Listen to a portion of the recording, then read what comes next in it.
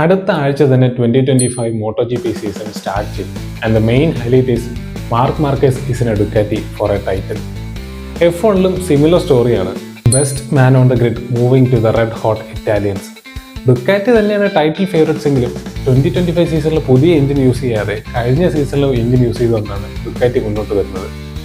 But Marc looks insanely fast. Pecco ശരിക്കും പെട്ടോ. Ducati customer ടീമിൽ മാർക്കിന്റെ സഹോദരൻ അലക്സ് മാർക്കേസ് തൊട്ട് പുറകിലുണ്ട് ലാപ് ടൈംസിൽ. മുൻ ഡുക്കാറ്റി കസ്റ്റമർ ടീം റൈഡേഴ്സ് ആയിട്ടുള്ള മാർക്കോ ബെസും ജോർജ് മാർട്ടിനും അപ്രിലെ നല്ല പോലെ തുടങ്ങി. പക്ഷേ നിലവിലെ ചാമ്പ്യനായ ജോർജ് മാർട്ടിൻ ടെസ്റ്റിംഗിൽ ഒരു വലിയ ക്രാഷ് തന്നെ സസ്റ്റെയിൻ ചെയ്തു.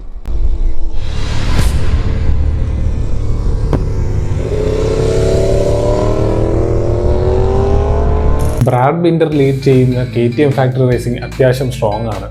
പക്ഷേ ടയർ തിന്നുന്ന സ്വഭാവമാണ് KTM നിലവിൽ കാണിക്കുന്നത്. യമഹ കഴിഞ്ഞ വർഷത്തെക്കാളും ഫാസ്റ്ററായി, പക്ഷേ not fast enough for Fabio. V4 engine ഇപ്പോഴും അവർ വന്നിട്ടില്ല. ഹോണ്ട പക്ഷേ പുറകിൽ പെട്ടിരിക്കുകയാണ്.